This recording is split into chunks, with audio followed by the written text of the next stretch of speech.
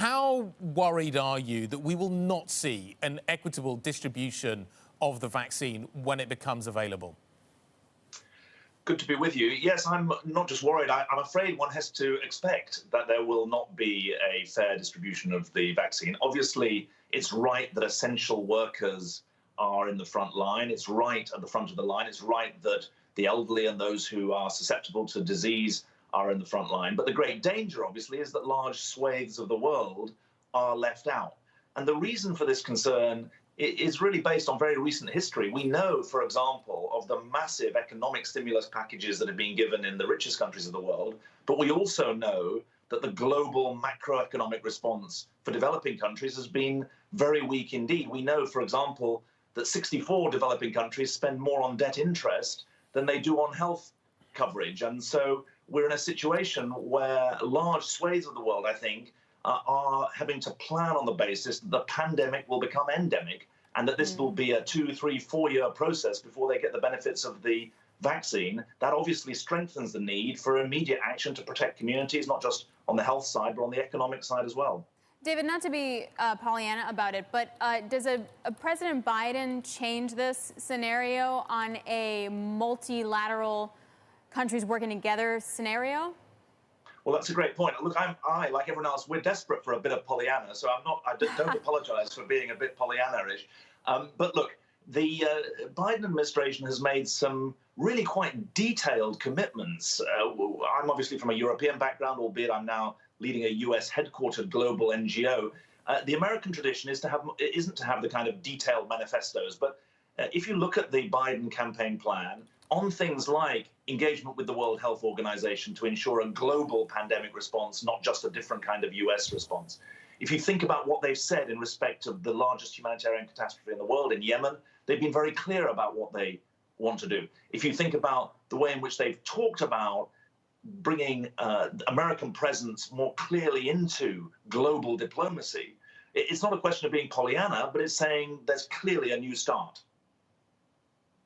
How different is that going to be for what you do? The Trump administration took a very hard line on refugees. It took a very hard line on those that needed to move because of what they had to deal with at home.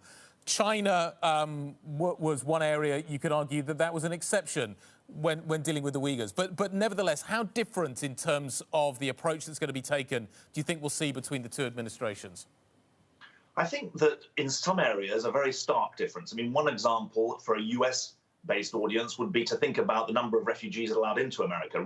President Reagan admitted more refugees than any other American president, over 200,000 a year.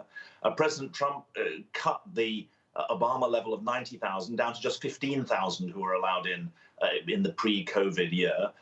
President-elect Biden has said he wants to go back above that historic average to 125,000. So there's a big change there. These are people who come from the most vulnerable communities in the world. They're security vetted, and they become patriotic and productive Americans. On the global scene, there are some areas of big change, like the World Health Organization, like engagement, I think, with the European Union.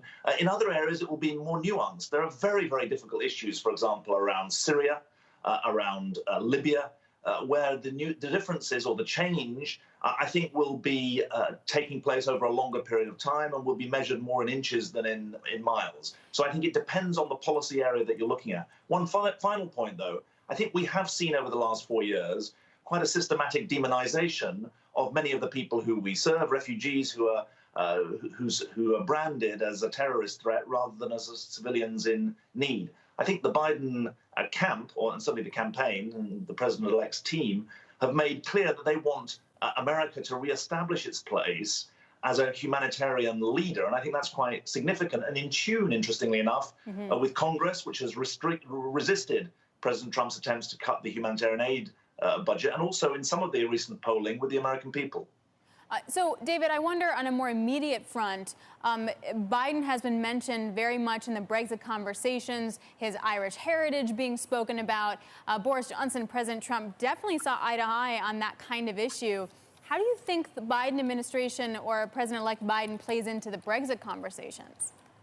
I think that the Biden team are serious people. They're not interested in playing games. That has two immediate implications for Brexit. One, they will see the European Union, 500 million people, as important and powerful global allies, just by force of numbers, a more powerful ally than the UK of 65 million people. And the Biden team can see the power in Paris, Berlin, and in Brussels. Secondly, bilaterally with the UK, I think there's a couple of messages that are very clear from the Biden camp. First, that they value the UK and they want the UK to bring its resources to the table. Second, they want the UK to ensure that it does nothing to undermine the peace in Northern Ireland that was so hard won and which America played an important role in. And thirdly, and hopefully, I think that the Biden team will be saying to the UK, look, you've left the European Union, that's your business, but for goodness sake, don't cut off your foreign policy, security policy, intelligence policy, foreign policy links with the European Union. And in your argument about the trade deal, beware allowing those foreign security intelligence policy aspects to get lost. David, you spent a lot of time in the corridors of power in London. What is your assessment of what is happening in 10 Downing Street right now? We are seeing the departure of Dom Cummings, the Vote Leave campaign, and the power that it had within 10 Downing Street seems to be fading fairly fast. Do you think that is a prelude to Boris Johnson doing a deal? Well, I'm not sure if I'm meant to say this since I'm being interviewed on your show, but I don't know, honestly, about the goings-on inside the Conservative Party. What I do know is that in common with many other countries, although with some additional challenges, the UK faces a very challenging time and needs clear and coherent government. I mean, the UK is dealing with a very, very bad pandemic situation at the moment. It's at the absolute last chance saloon for the Brexit negotiations. There's a roiling of the Scottish nationalist issue, which I think you've covered on your programme other times. This is a time when people need coherent, consistent government.